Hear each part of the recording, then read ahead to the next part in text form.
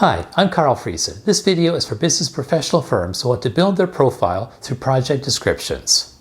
So what is a project description? Well, it tells what a firm did for a project. It could be in text or video or a poster or maybe an infographic. Now mostly they describe the situation, then the solution the firm recommended and implemented, and then the resolution or result.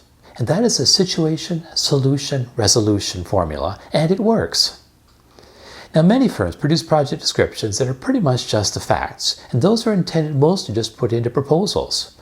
Their purpose is to reassure the client that because your firm has worked on challenging, difficult, and prestigious kinds of projects before, it has what it takes to make them look good.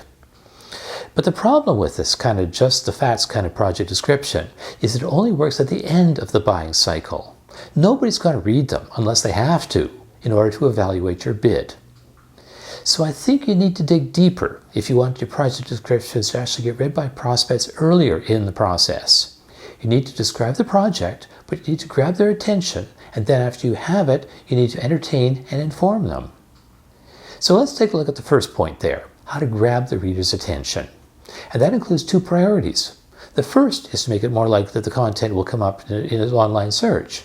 And to do this, you need to make sure you have the right keywords and key terms, and particularly long tail key terms that the clients would be using if they're looking for your information. And the second is by having an intriguing headline or a subject line for an email, one that urges open me, but without looking like clickbait. So after you've got their attention, you need to keep them reading. Now most people have way too much to read.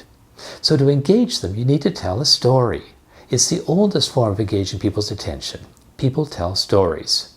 And that's where the situation, solution, resolution format comes into play.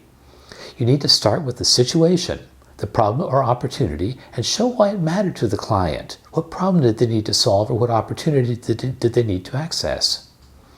And then second, you talk about the solution your firm came up with. That includes the constraints you were under, like spending limits, maybe the physical footprint, maybe the need to keep the project carbon neutral. And then you put some drama into it. You talk about the solutions you tried that didn't work, and you tried another solution and it didn't work either, and you tried a third one and that finally worked. So, a good project description can be as engaging, in a geeky kind of way, as a good detective novel. Then you need to talk about your resolution, the outcome achieved by the client. And it's really great if you can actually describe it in terms the client would use, money they saved or money they earned as a result of your work. So that is the three-part formula for making your project description entertaining. But after you've hooked them into starting to read, and then kept them reading through making the text engaging, you need to leave them with something of value, something they can apply to their own work. So think of what your firm learned from the project and provide some of those lessons learned in your project description.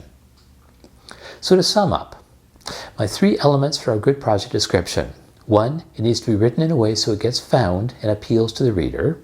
Second, it needs to keep the reader actually reading by making the story engaging and entertaining. And third, it has to show how your firm adds value through providing some insights that the prospective client can use. If you want to learn more about how content marketing supports professional services firms, please see the rest of my blog. There are well over 100 posts there by now that talk about how you can build your firm through demonstrating thought leadership. So please get in touch or send me a comment.